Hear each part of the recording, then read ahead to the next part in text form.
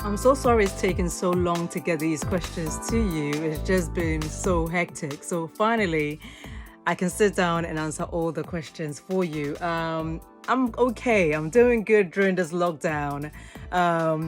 Just been keeping my head down, getting some work done. You know, it doesn't stop for us as publishers. We still have to keep going. So it's still a hectic time for me, but I am doing good. I'm doing more exercises. I'm eating well. I'm doing all the good things I should have been doing before lockdown or during lockdown. So yes, I am great. How, with the live sports cancelled, how has this impacted our work? Obviously, it has impacted our work because a lot of the content that we produce and create is based around live events, live sports. But with the cancellation of it, we don't get to do as much as we used to do, but it also helps you become more innovative, right? So creating content without a live sport. So for us, even though it has impacted a little while, it's enabled us to do other content that we wouldn't have otherwise think of, like doing interviews over Skype or over Zoom, creating more podcasts for our content, but also putting the power in the hands of the athlete to create original content for our platform. So yeah, it has impacted us, but it has helped us create new ways of how we can consume content, but also how we can create content for our audiences. Tell us about growing up. Where were you born and where were your early days? So my early days were in Ghana. I went to University Primary in Accra for many years, until I was about 9-10 years old. Came to the UK very young, and I went to St. Thomas Small School, which is it's a Catholic secondary school that is notorious for sports. It's known for sports during my era. We only used to just turn up at competitions and the other schools would be scared. So that's how notorious it was for sports. I went to St. Thomas More at the age of 11. I loved it. I loved it because you had, your maths, English and science and all those core subjects, but then you participate in 3 or 4 different sports whilst you're in school. And then if you're good enough, you got to represent for the county. And then if you're good for the county, you compete for the borough, then the county. And if you're good enough, you go to the national teams. So for me, it was great because I got, in Ghana, we didn't really do much sports. I was quite young when I left, but when I got to the UK and went to St. Thomas More, every sport was available to us. And for me, I really enjoyed it. So at a very young age, I picked up athletics, field hockey, didn't really like netball, if I'm honest. Didn't play basketball, it was more football, athletics, field hockey, that I loved and I was involved in. And athletics, I loved athletics, 200, triple jump, long jump, name it, I was in there. But growing up was great. I grew up in Tottenham, which is one of the most diverse communities in London. It has quite a huge Ghanaian and Nigerian community and Irish community growing up. So it was kind of like an area where everybody knows everybody. So if you did something bad on the street, before you get home, your mom would already know about it. I loved it. I loved growing up here. I'm still here. I never left the area because I always feels like it humbles me. And it never takes me away from my roots and where I've come from. Before you really took off in sports, you did some work in education and behaviour space. Tell us more about that. Yeah, so I've always loved education. I love the idea of education and sports because where I grew up, like I said, in St. Thomas More, that was the core thing for us, where education comes first and sports comes second, and then you put it together to achieve anything you want. So when I left St. Thomas More School at 6th form, I finished my A-levels and I went to university. I studied media and advertising degree.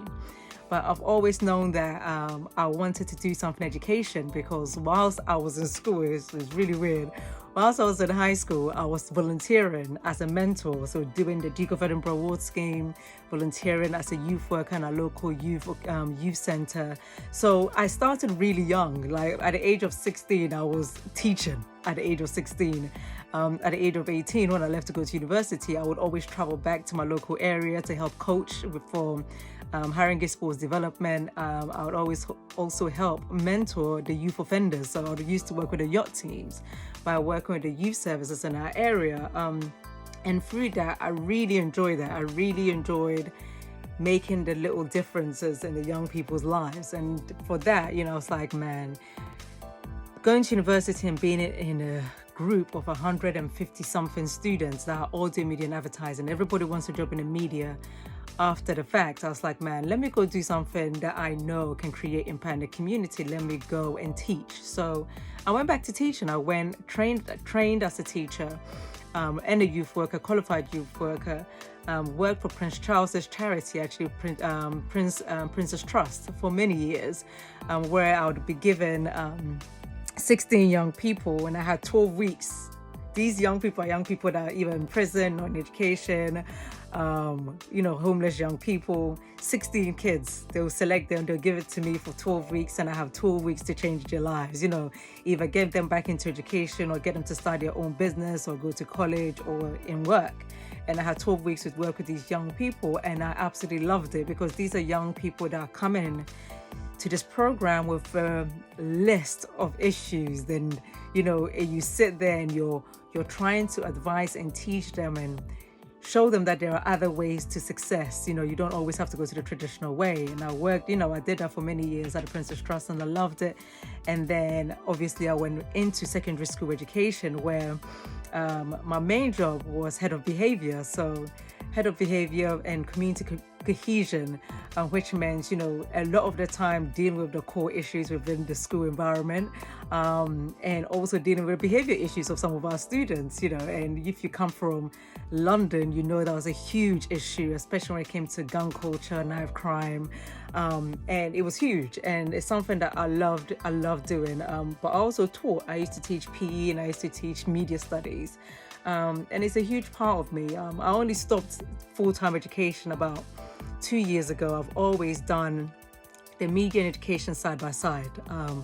That's a part of me that I don't think will ever go away. I always said that when I'm 50 or 60 something, and I'm ready to retire from the media landscape, I will build my own school somewhere, and I'll be, teaching till the day I die, because I always feel like teaching is like one of the best jobs in the world. So yeah, and I still teach. It's quite funny. I've left education, but within the media space, I'm always teaching. I'm always mentoring, because I just feel like, man, if somebody opens the door for you, it's a responsibility that you also open the doors for other people. But when you open the doors, make sure you hold your hand and mentor them and teach them until they get to the point where you don't need to hold your hands anymore.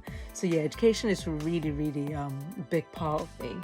Were you always going to go into broadcasting and sports? No, not necessarily, because that wasn't a big thing for me.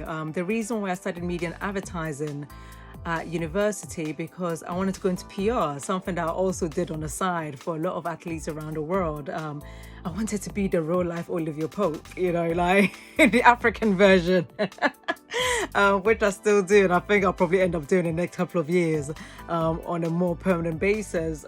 That's why I went into media and advertising, to understand the landscape and how to work within the PR world. Broadcasting and sports is something that came later. When I was at university, I used to host the university radio show, and I subsequently ended up hosting the Break London radio show, and then it just went viral, and then all my my siblings and my cousins are like, Betty, you'd be good at this, you should go for it. And that's the only reason why I went into broadcasting. It wasn't on my list of things I wanted to do. Plus I also wanted to be an air hostess, so I had other plans for my life. Sports and broadcast. Sports was always going to be a part of me. Broadcasting, I wasn't so sure. It was just like by chance that I ended up in it. Where does your passion for sports come from? I think my passion for sports comes from the fact that I came from a different country where sports for girls was not pushed.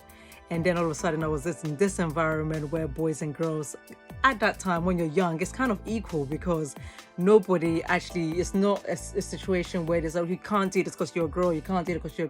I grew up in an area where my coach, Bert Gravis, he treated the girls just like he treated the boys. We all did the same thing. There was no separate class for the girls or separate class for the boys. We all did it together. If we were running 5 miles at the end of the school day, we were all running 5 miles.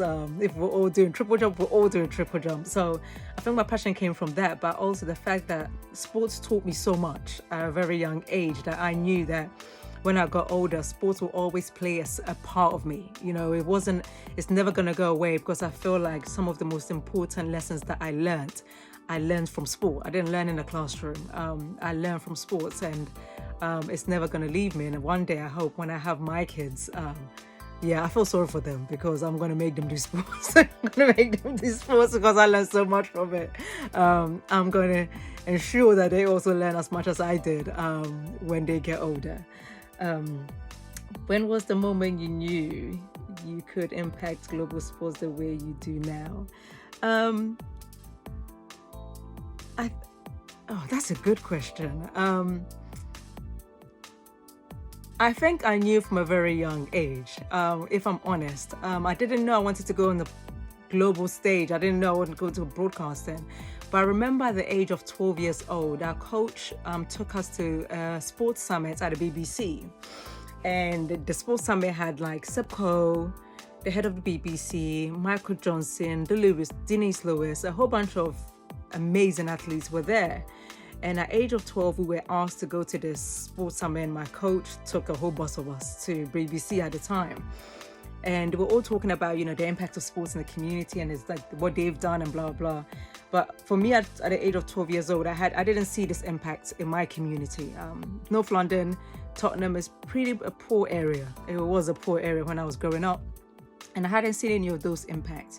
So I remember at the age of 12, maybe 14, I think. Yeah, at the age of 14, we were at this conference, and they were talking, and all I could hear is just talking. And I was getting upset by it.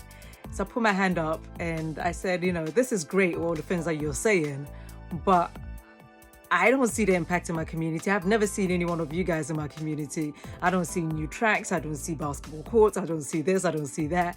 So it would be really great to you guys to come to our local area and actually contribute to what's going on, because my coach does everything by himself. He puts us in his cars for training. He feeds us. He makes sure we're okay.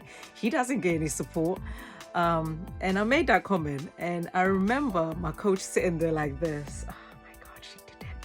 I got that a lot from my teachers when I was younger. I remember maybe a year later, Nick Battelle at the time was in charge of the London Marathon in London. And we were at a training session at our local New River Sports Centre. And Nick Battelle was there at the conference, turned up at the New River Sports Centre as we were training, and had donated so much to Haringey Sports Development and vowed to do more to support the work our coach, Bert Gravis, was doing at the time. And, from that on, the age of 15 all the way through to I think I was 23, 24, Nick Battelle had always given us opportunity within our local community, supported the work of Bert Gravis, supported our program for many years. And I think at that point I knew that having a voice creates change. And then from that conference, I went on to volunteer with the London Peace Alliance. So I was heavily involved in the community as a youth activist, fighting for, gun crime in our local area and support to create change. From that on, from the age of 14 all the way through to the age of maybe 25, I was active. Maybe not 25, maybe 28. I was active in the community. Like, you knew. It's like, oh, that's Benny, it's trouble. But good trouble, because it was all for our people and it was all for our local community. So I was so active in that area.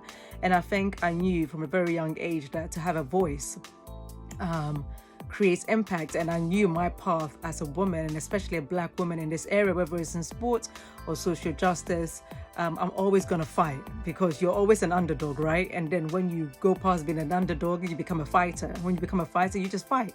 You fight all the time to create goodness for the people you believe in and your people. So I knew from a very young age what I wanted to do and how I can create impact. So that was a very good question.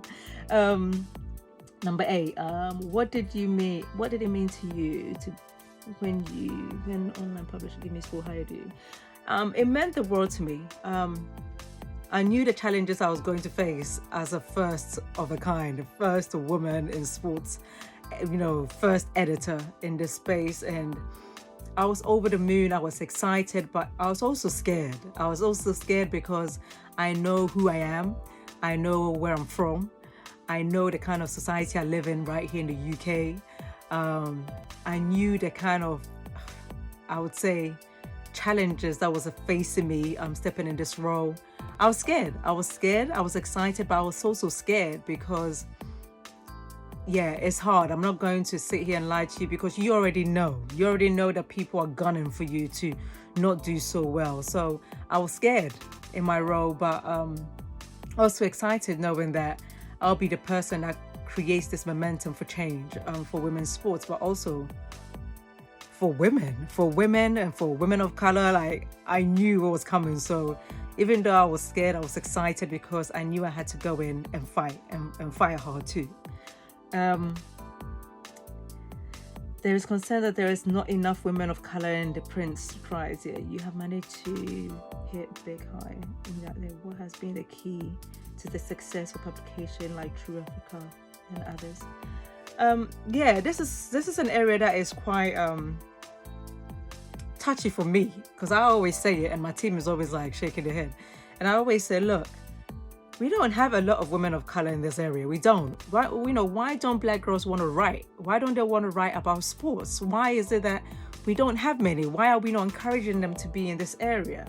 And I think for me, when I went in there, it was great, because I remember getting this job and speaking to my friend, TJ Adeshola, who's head of Twitter Sports. And I said, man, I just want to keep my head down and get this job done, blah, blah.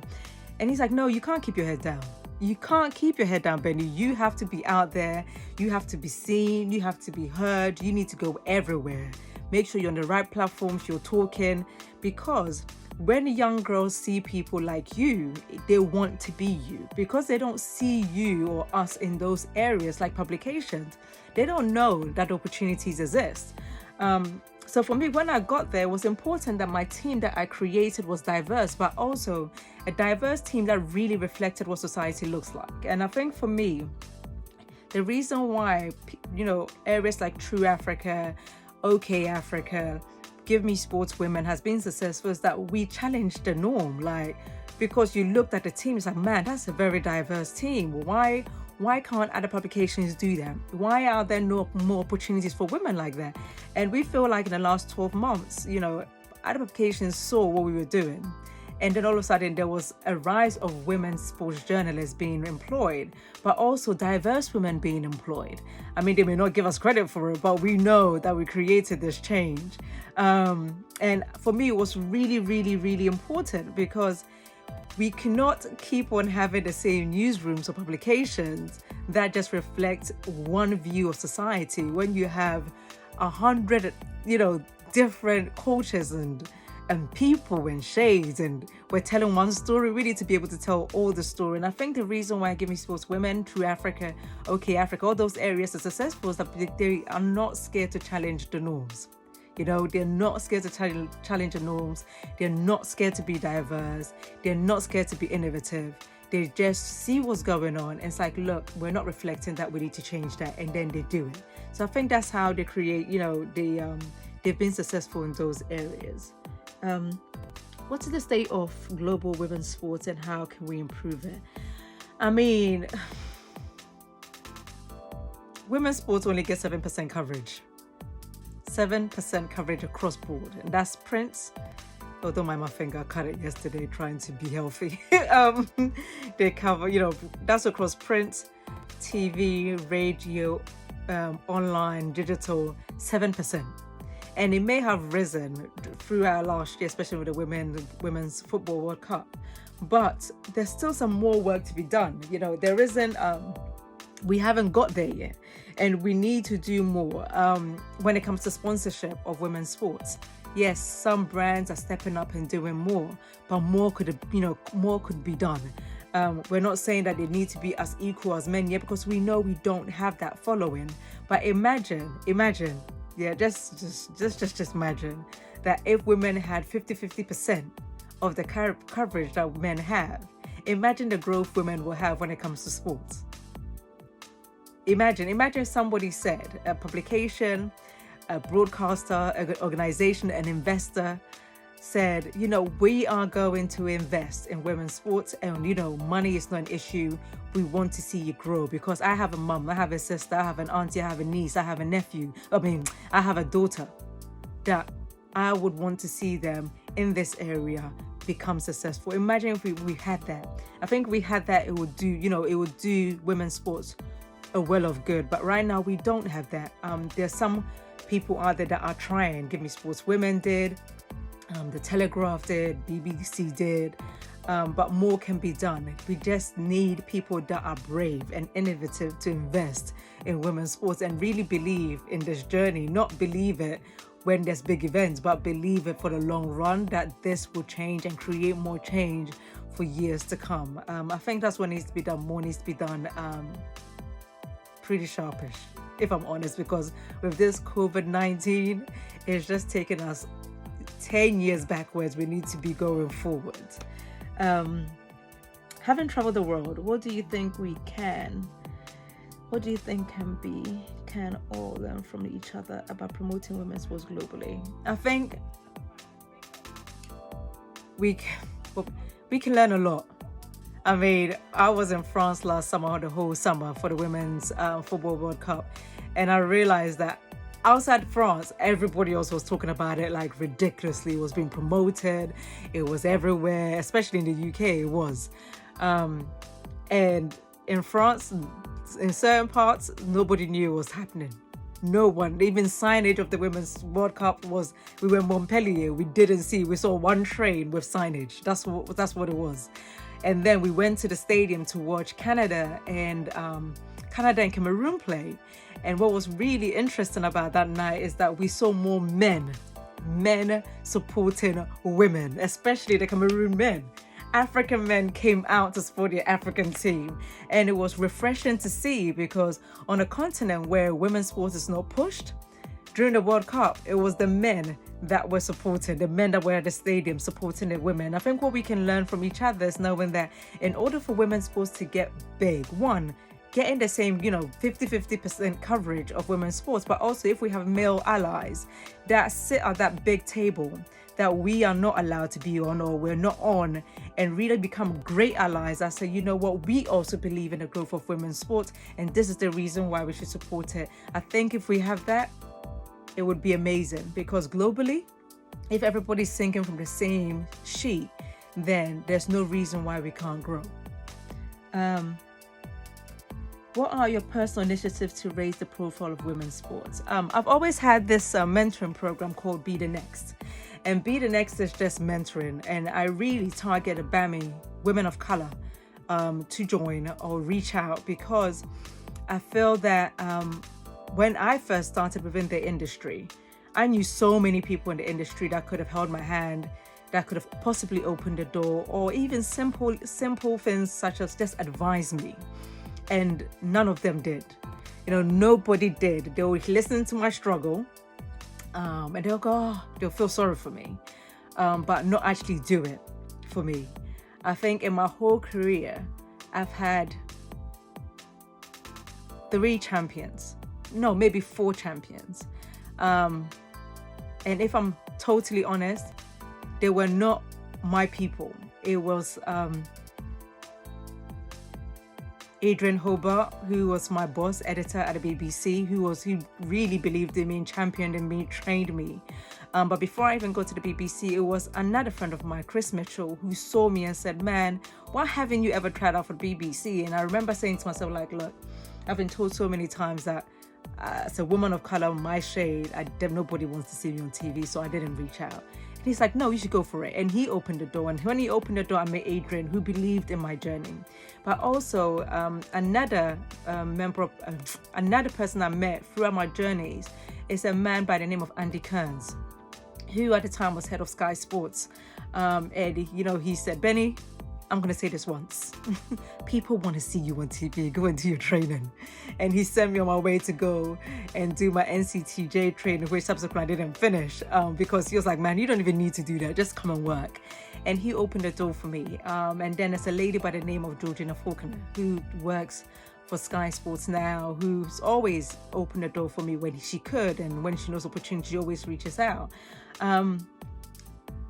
it's just, for me, I feel like mentoring is the best way for people to access this industry or to get into the industry. And my initiative, Be the Next, no, it's really me just being honest and open about this industry, sports and media industry, for girls of color that want to be in it.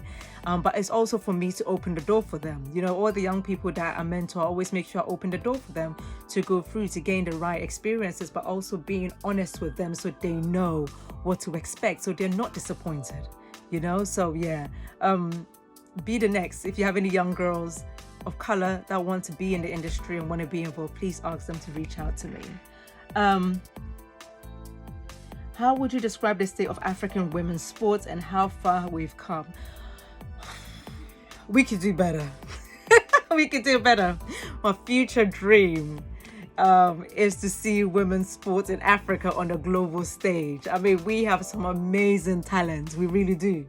But on a global stage, we're not celebrated. They're not celebrating them the way we should celebrate them. And what I really dislike is when we have some talented African athletes from Africa that then end up competing for other countries because we don't have the infrastructure to support them back home or build their brands for them. That makes them, you know, when we put them on a global stage, people will respect them like their fellow colleagues.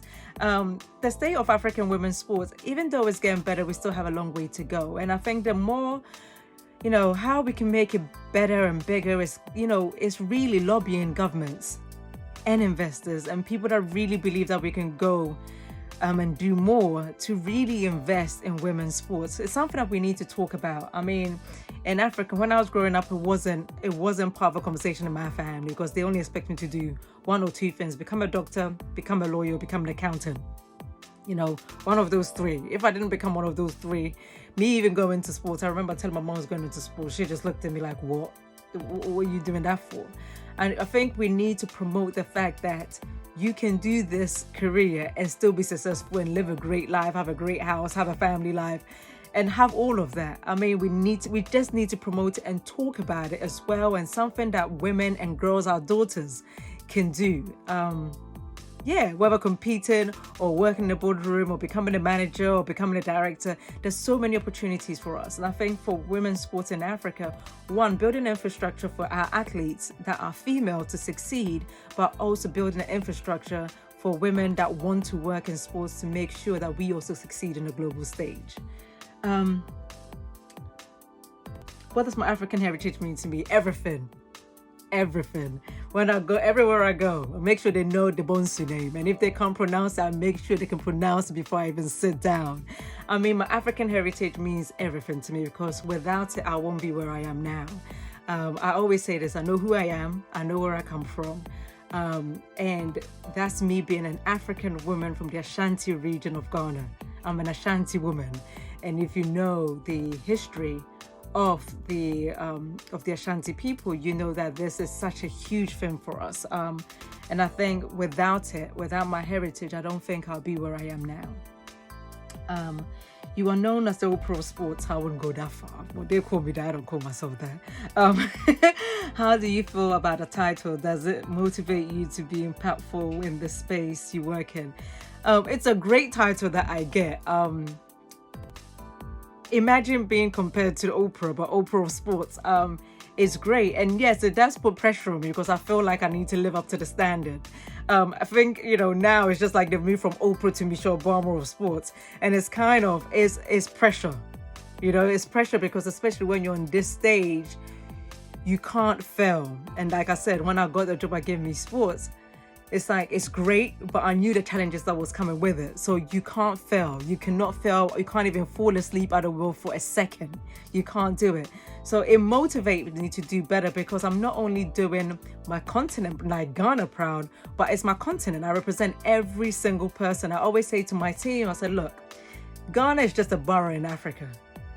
For me being in this position, I'm representing a whole continent because I can't fail, one, because of my continent, but two, I can't fail because of where I live in the UK, and I can't fail because of my connections to America, because as a Black woman in this space, you've got to create a change. You've got to create a change that people failed to do before you, or people that see that there is, there's this inequality, but you're not prepared to change it. So whilst you're here, you've got to create a change. You've got to be the voice of change.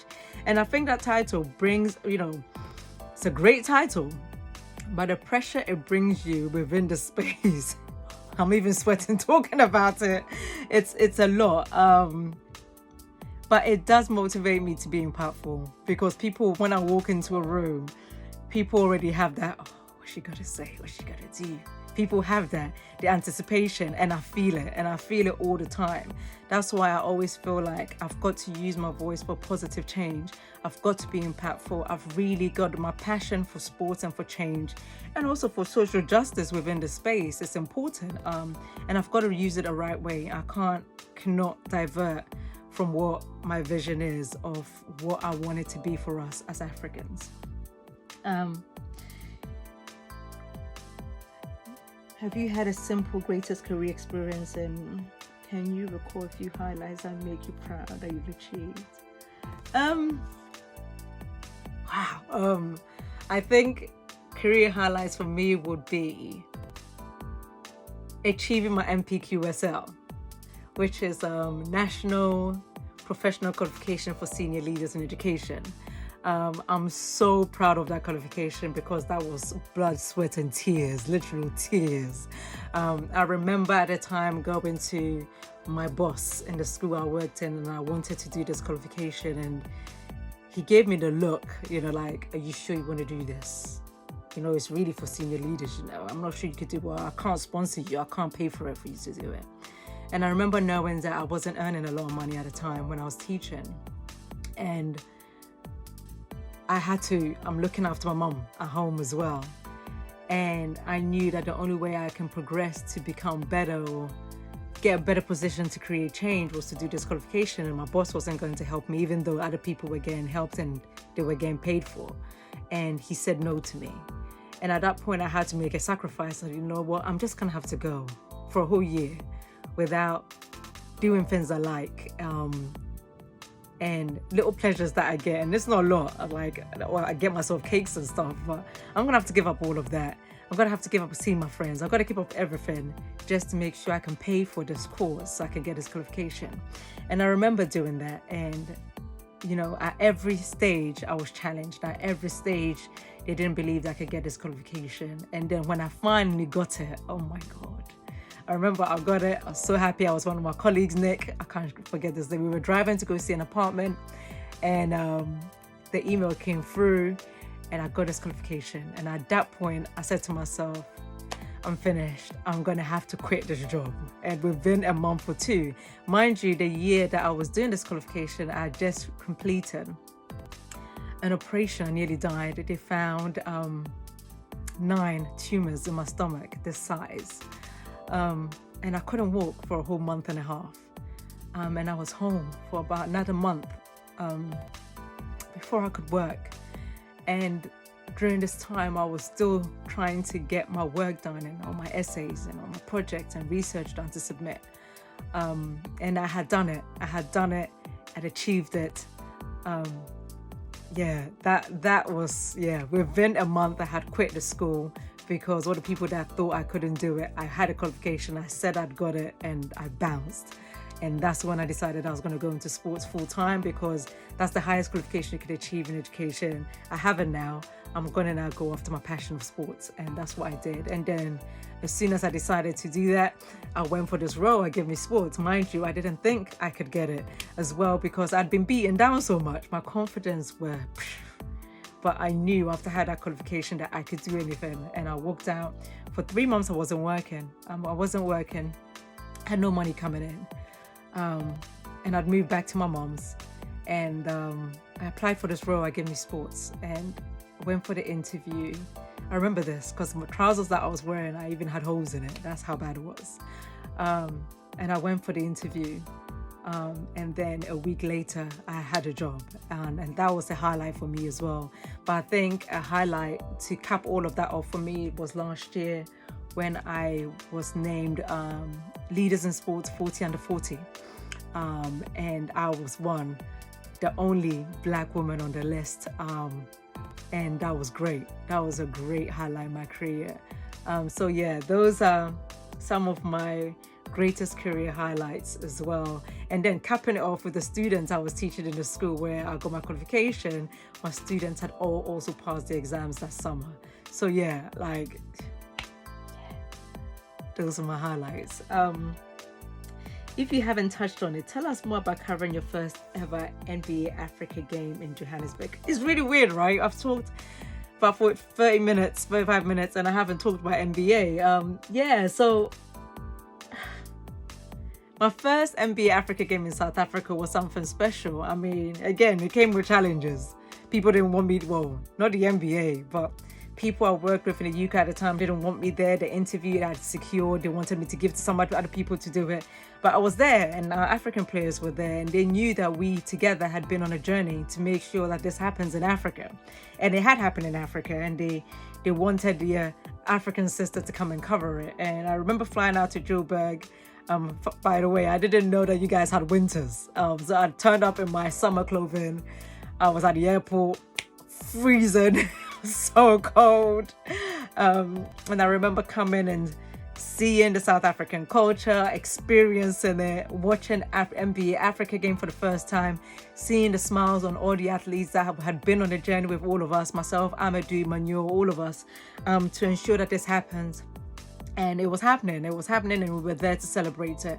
And that was one of the most unforgettable experiences of my life.